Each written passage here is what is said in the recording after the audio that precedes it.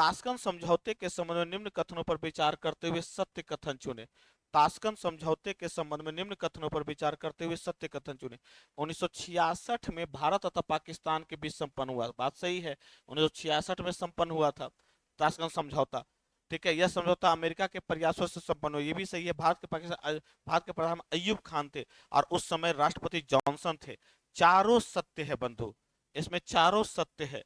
Clear, तो ये ध्यान रखिएगा। हाँ, हालांकि ताशकंद समझौता असफल हो गया, क्योंकि आप हम लोग जानते हैं कि ताशकंद समझौता है जो हमारे पूर्व प्रधानमंत्री जिन्हें गुदरी का लाल कहा जाता था, उनका देहांत हो गया था। ठीक है, इस समझौता लागू नहीं हो पाया। और आप लोगों ने एक फाइल भी, आप एक मूवी आई थी ताशकंद फाइल, एक बार जरूर देखिएगा, समय मिलेगा तो, बहुत अच्छा से दिखाया हुआ है उसमें जो कॉन्स्पिरेसी है। तो इसका आंसर क्या हो जाएगा, 1 2 3 4। मंडल सिद्धांत बड़ा इंपॉर्टेंट है।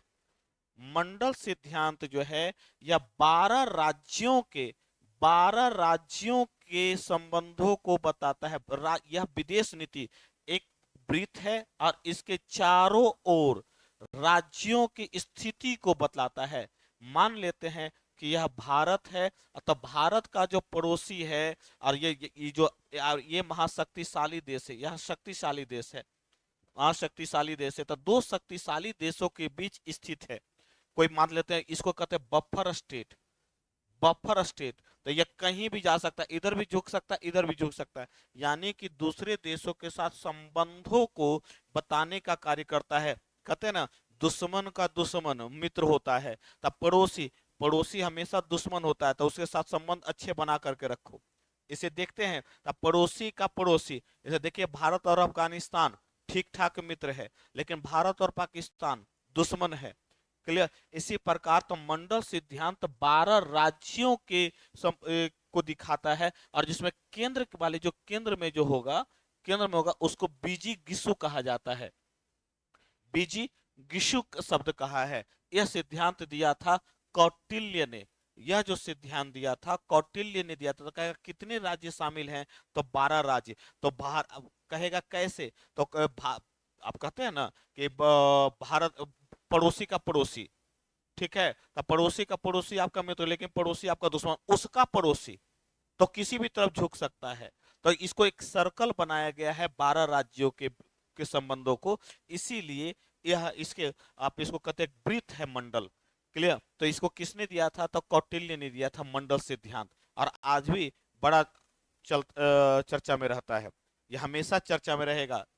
ठीक है, पंचशील समझौता किन प्रधानमंत्री के बीच संपादित, चाउ एन लाई के बीच संपादित हुआ, नेहरू तथा चाउ एन लाई के बीच संपादित हुआ था पंचशील समझौता। ठीक है, भारतीय विदेश मंत्रियों के काल क्रमानुसार, भारतीय विदेश मंत्रियों के काल क्रमानुसार कौन सा है, तो सबसे पहले आप देखिएगा, तो अटल बिहारी वाजपेयी के दौर में जसवंत सिंह बने थे, बाद में यशवंत सिंह बने, फिर नटवर सिंह बना, कुछ समय के लिए मनमोहन सिंह भी रहे, कुछ समय के लिए मनमोहन सिंह भी रहे थे। तो ये चारों सत्य है जी, ये चारों सत्य है। क्लियर, यानी कि ए ऑप्शन सही हो जाएगा, 1 2 3 4, यानी कि यशवंत सिंह, नटवर सिंह और मनमोहन सिंह। मनमोहन, अच्छा यहाँ पर करा सही मिलान नहीं है।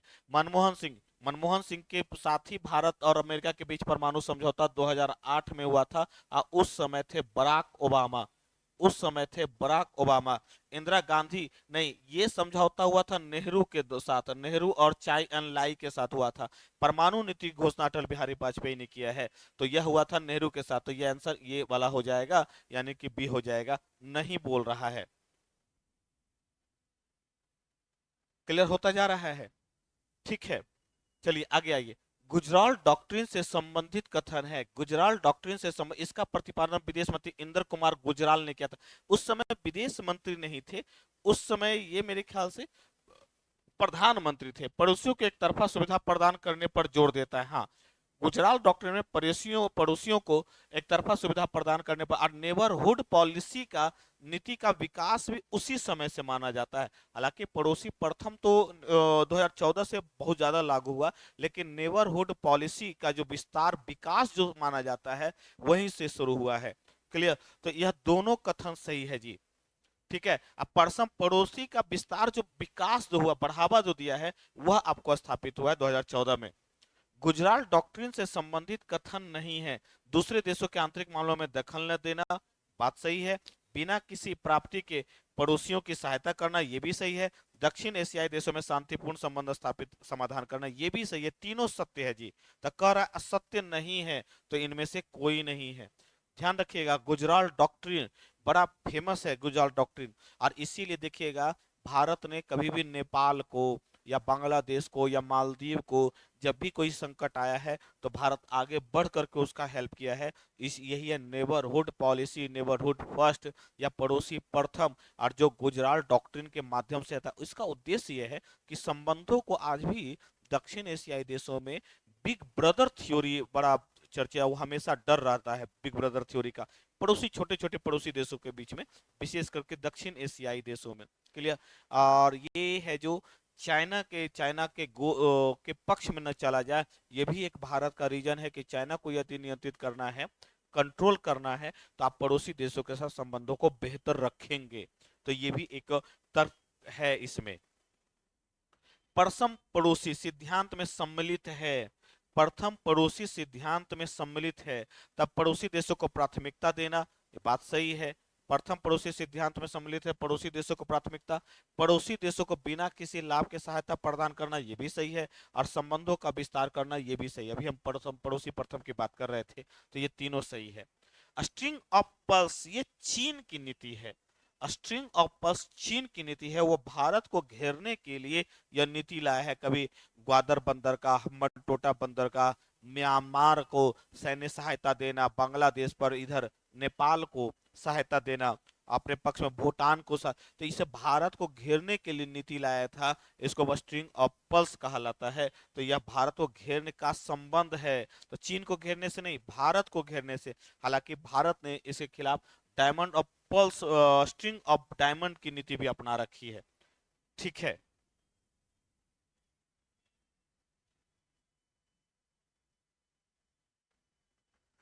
पड़ोसी प्रथम नीति किस प्रधानमंत्री काल में शुरू हुआ? पड़ोसी प्रथम नीति किस प्रधानमंत्री काल में शुरू हुआ? तो प्रधानमंत्री नरेंद्र मोदी साहब के काल में शुरू हुआ था। किस प्रधानमंत्रित्व काल में शुरू? एक बार ना, मुझे यहाँ पर थोड़ा सा गुजराल साहब भी हैं, तो क्योंकि उन्होंने भी तो नेबरहुड पॉलिसी को बढ़ाने में बढ़ावा दिया था और कहा था कि पड़ोसी देशों के साथ डॉक्ट्रिन पॉलिसी को। तो थोड़ा सा मुझे यहाँ पर कंफ्यूजन हो रहा है। एक बार देख लीजिएगा इस क्वेश्चन को, 840 नंबर वाले क्वेश्चन को, कि किसके काल में। डायरेक्ट क्वेश्चन से एक बार देख लीजिएगा। एक्ट ईस्ट नीति, एक्ट ईस्ट पॉलिसी याद रखिएगा। एक है ईस्ट पॉलिसी, एक है ईस्ट पॉलिसी और एक है act east policy. Act east policy, east policy में मतलब है पूर्वी देशों के साथ, पूर्वी देशों के साथ संबंध। और एक्ट ईस्ट पॉलिसी का मतलब है पूर्वी तथा दक्षिणी एशियाई देशों के, दक्षिण पूर्वी, पूर्वी तो देश है ही, तथा दक्षिण पूर्वी एशियाई देशों के साथ संबंध। यानी कि आप पूर्वी देशों के साथ साथ दक्षिण आसियान देशों के साथ भी संबंधों को बढ़ावा देने पर जोर देता है। तो यह एक्ट ईस्ट पॉलिसी पूछ रहा है, तो आसियान देशों के साथ संबंधों को भी बढ़ावा देता है। यह आसियान देशों के साथ साथ पूर्वी एशियाई देशों के साथ संबंधों को बढ़ावा देता है। और 5C फॉरेन पॉलिसी का 5 भाग है जी, 5 टाइप है। कनेक्टिविटी, कॉमर्स, कल्चर, है ना।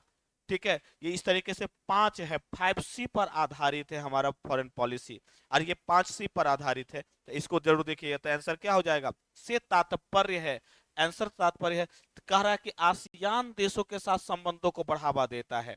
तो आसियान देश तो है ही नहीं, कह रहा क्या पूर्वी तथा दक्षिण पूर्वी एशियाई देश ना हो जाएगा, पूर्वी तथा दक्षिण पूर्वी एशियाई देश। तो इसका एक्चुअली आंसर क्या हो जाएगा? बी हो जाएगा। एक्ट ईस्ट पॉलिसी 5 देशों पर नहीं, एक्ट विदेश नीति 5 देशों 5C पर आधारित है। विदेश नीति आधारित है 5C पर, एक्ट ईस्ट आधारित नहीं है। क्लियर। तो आपका क्या हो जाएगा? तो यह आसियान तथा पूर्वी एशियाई देशों के साथ संबंधों को बढ़ावा देता है, इसलिए इसका आंसर क्या हो जाएगा? बी हो जाएगा।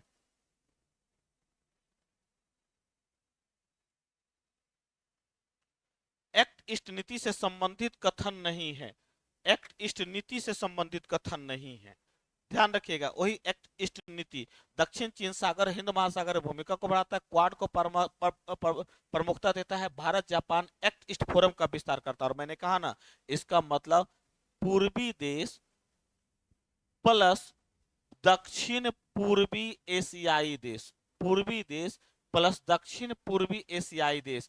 तब पूर्वी इधर भी बढ़ावा दे रहा है, अच्छा इधर भी बढ़ावा दे रहा है, और भारत पूर्वी देशों के साथ क्वाड को शामिल नहीं है एक्ट ईस्ट पॉलिसी में, क्वाड के लिए अलग ही है। क्लियर, क्योंकि इसमें अमेरिका भी है और इसमें ऑस्ट्रेलिया भी है। तो क्वाड में 4 देश है ना, क्वाड में 4 देश है। एक है जो भारत, आपका ऑस्ट्रेलिया, नहीं, आपका अमेरिका और जापान, 4 देश है ना। और एक नया एक और पूछेगा, न्यू क्वाड, तो न्यू क्वाड में ये नहीं है, ठीक है। I2U2 को ही न्यू क्वाड कहा जाता है, ठीक है। उसमें भारत अमेरिका तो है, लेकिन उसमें इजराइल और UAE शामिल है न्यू क्वाड में, नए क्वाड में। क्लियर, तो ये जरूर ध्यान रखिएगा। तो क्या हो जाएगा, बी हो जाएगा, क्वाड को एक्ट ईस्ट फोरम कितने विषय को, ऐसे तो 5 विषय है, लेकिन इसमें 4 ही विषय रखा गया है, 4 ही विषय दिया गया है, कल्चर, कॉमर्स, कैपेसिटी, कनेक्टिविटी। एक और है जो देख लीजिएगा, तब 5 का सी हो जाएगा, 5C रखा गया है। उचित मिलान चुनना है, अगरतला अखौरा रेल, अगरतला अखौरा रेल जो है भारत बांग्लादेश के बीच है। कालादान प्रोजेक्ट है जो भारत तथा म्यांमार के बीच है। कालादान अब बिम्स्टेक के तहत, बिम्स्टेक गठ संगठन के तहत है जो ये लागू किया गया। अब त्रिपक्षीय राजमार्ग है जो भारत म्यांमार और थाईलैंड है, थाईलैंड है, न कि मलेशिया है, भारत नेपाल और थाईलैंड है, इन तीनों के बीच है। क्लियर, त्रिपक्षीय। तो करा उचित मिलान चुनना है, तो ये हो जाएगा अगरतला और खौरा रेल भारत और बांग्लादेश के बीच है। एक्ट ईस्ट नीति का उद्देश्य नहीं है, एक्ट ईस्ट नीति का उद्देश्य नहीं है आर्थिक तथा सामरिक संबंधों का विस्तार, ठीक है। एशिया प्रशांत क्षेत्र में विस्तार, पड़ोसी प्रथम को बढ़ावा। याद रखिएगा, एक्ट ईस्ट नीति है या पूर्वी तथा दक्षिण पड़ोसी प्रथम देशों के साथ बढ़ावा, तो प्रथम पड़ोसी या नेबरहुड पॉलिसी को लागू किया गया है, इसलिए ये नहीं होगा, ये आंसर हो जाएगा ए और बी। कहता कि है तो ए और बी हो जाता, नहीं है तो पड़ोसी प्रथम को बढ़ावा नहीं है। एक्ट ईस्ट पॉलिसी की शुरुआत 2014 से मानी जाती है। एक्ट ईस्ट जब अटल बिहारी ये नरेंद्र मोदी जो है प्रधानमंत्री बने, तो उन्हीं से, और जब अपने प्रधानमंत्री पद पर बैठे शपथ जब लिए, तो उन्होंने पड़ोसी देशों को भी बुलाया था, सार्क के देशों को भी, बाद में उन्होंने बिम्स्टेक देशों को बुलाया, ठीक है। ठीक, तो एक्ट ईस्ट पॉलिसी में आप है जो पूर्वी शुरुआत हुई थी जो 2014 में हुई थी।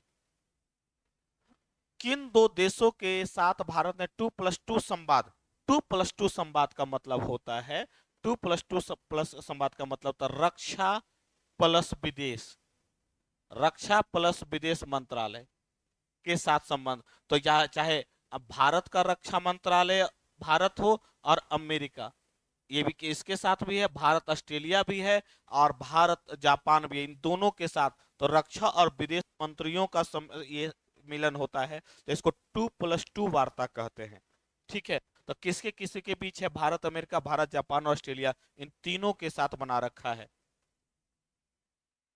क्लियर होता जा रहा है, तो आप लोग देख लीजिएगा 1 से 2 बार में वीडियो में, ठीक है। कि इन 2 देशों के बीच बेका, बेका बुनियादी विनिमय तथा सहयोग समझौता है जो स्थानीय भू स्थानीय आधार पर कार्य करता है, समझ ये। और एक समझौता और हुआ था लिमोया, एक समझौता और हुआ था लिमोया, ये भी समझौता है जो भारत और अमेरिका के बीच है, लिमोया समझौता। क्लियर, और लिमोया समझौता लॉजिस्टिक एक्सचेंज है, logistic exchange memorandum of regulations agreement, LEMOA है logistic exchange memorandum of agreement. Clear, यह भी भारत और अमेरिका के बीच है लॉजिस्टिक को लेकर के, और वहां पर वस्तुओं को लेकर के है, ठीक है। और यह जो समझौता हुआ था लिमोया, यह हुआ था 2016 में। तो किसके बीच बोल रहा है, बेका किसके साथ स्थापित हुआ है, तो भारत और अमेरिका के साथ स्थापित है बेका। क्लियर। भारत के लिए इंडो पैसिफिक क्षेत्र का महत्व, भारत के लिए इंडो पैसिफिक यानी कि हिंद प्रशांत क्षेत्र का महत्व है चीन को प्रतिसंतुलित करने में, बात सही है। और इसीलिए क्वाड, इसीलिए आप देखिएगा आईपीईएफ, ठीक है, Indo Pacific economic forum, IPEF का भी भारत है जो सदस्य है, ठीक है, आर्थिक महाशक्ति बनने में, क्योंकि बहुत बड़ा व्यापार का क्षेत्र है इंडो पैसिफिक, और सुरक्षा की अवधारणा को विस्तारित करने में, क्योंकि भारत का तटीय क्षेत्र जुड़ा हुआ है आपका हिंद महासागर से, ठीक है। तो ये तीनों से संबंधित है, महत्व है तो तीनों से संबंधित है, तो एक से अधिक हो जाएगा। इंडो पैसिफिक के तहत कौन सा क्षेत्र सम्मिलित नहीं है? इंडो पैसिफिक के तहत कौन सा क्षेत्र सम्मिलित नहीं है? तो दक्षिण चीन सागर है, ठीक है, नहीं बोल रहा है, मलक्का जलडमरू मध्य है, गुआन आइलैंड है, मार्शल आइलैंड है, ये चारों है। तो कह रहा है कौन सा क्षेत्र सम्मिलित नहीं, चारों सम्मिलित है बंधु। तो आंसर क्या हो जाएगा? इनमें से कोई नहीं, यानी ई हो जाएगा। भारत बांग्लादेश के बीच कौन सा कथन सुमेलित नहीं है? यह दक्षिण पूर्वी एशियाई के साथ व्यापार का लिए रास्ता प्रदान करता। अच्छा, भारत का जो है तो इस तरफ स्थित है, और याद रखिएगा हाल ही में बांग्लादेश ने चाबहार बंदरगाह को कहा है कि भारत इसका प्रयोग करे, चाबहार बंदरगाह को, ताकि भारत जो है यह आप जा सकता है पूर्वी क्षेत्रों तक, यानी कि भारत के पूर्वी जो राज्य है वहां तक बेहतर से कनेक्टिविटी को बढ़ा सकता है। तो यहाँ पर है दक्षिण पूर्वी एशियाई देशों के साथ संबंधों को बढ़ावा देने में भारत ये बड़ा, और ये बिम्स्टेक का भी सदस्य है, बिम्स्टेक का भी बांग्लादेश सदस्य है, तो ये एक बड़ा इंपॉर्टेंट रोल है। और बीबीआईएन समझौता, बीबीआईएन समझौता जो है बिम्स्टेक का ही पार्ट है, बांग्लादेश भूटान इंडिया नेपाल, ठीक है, यह समझौता है बीबीआईएन समझौता, इसको कहते हैं मोटर वाहन समझौता है, मोटर वाहन समझौता है। तो ये दक्षिण पूर्वी एशियाई देशों के साथ व्यापार को रास्ता प्रदान करता है, ठीक है। भारतीय उपमहाद्वीप में बांग्लादेश भारत का सबसे बड़ा व्यापारिक साझेदार है, ठीक है, ये भी सही है। नहीं, इसके साथ सबसे छोटी सीमा नहीं, सबसे बड़ी सीमा लगती है, सबसे बड़ी सीमा लगती है भारत और बांग्लादेश के बीच। अगर कहेगा सबसे लंबी सीमा किसके बीच है, तो भारत और बांग्लादेश के बीच ही सबसे लंबी सीमा लगती है। तो क्या है यहाँ पर? तो आंसर क्या हो जाएगा?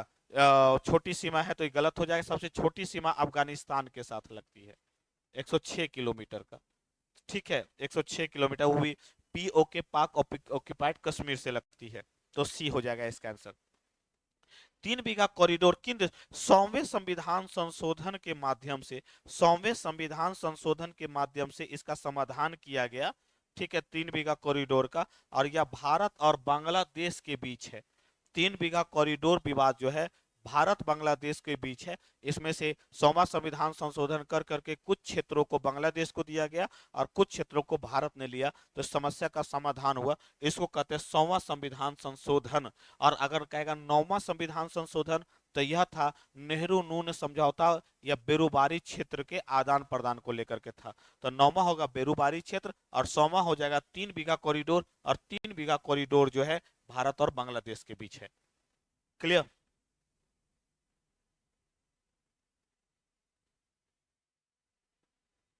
चलिए आगे आते हैं। तीस्ता नदी जल विवाद, अच्छा तीस्ता अभी कुछ देर पहले बताया था, तीस्ता नदी जल विवाद भारत और बांग्लादेश के बीच है। भारत और नेपाल के बीच लिम्पुआ धुरा विवाद था, बीच में ही खड़ा किया था उस समय केपी ओली जो वहां के प्रधानमंत्री थे। तो लिम्पुआ धारा विवाद अगर बोलेगा तो भारत नेपाल के बीच है। क्लियर? तो यहाँ पर तीस्ता नदी जल विवाद, अभी तक इसका समाधान नहीं हो पाया, तीस्ता नदी के पानी के बंटवारे को लेकर के, तो किसके बीच है? भारत और बांग्लादेश के बीच है। तो 853 का आंसर ऑलरेडी ए हो जाएगा। इनमें से कौन सा मिलान सही है? सिंधु जल विवाद नेपाल नहीं पाकिस्तान के साथ है, यह दुनिया का पहला एक तरफा ऐसा है जिसमें से सबसे ज्यादा लाभ पाकिस्तान को मिला है। फेनी जल विवाद भारत और पाकिस्तान के बीच नहीं है, पाकिस्तान नहीं है, यह है आपका बांग्लादेश के साथ। फेनी जल विवाद बांग्लादेश के साथ है, और यह फेनी नदी है त्रिपुरा में, यह फेनी नदी त्रिपुरा में है। लिम्पुआ धारा काला पानी विवाद भारत और भूटान के बीच नहीं है, यह है नेपाल के साथ। तो इनमें तो तीनों असत्य है, तीनों असत्य कह रहा है, कौन सा सही है? तो इसका आंसर ई हो जाएगा, इनमें से कोई नहीं। क्लियर हो गया?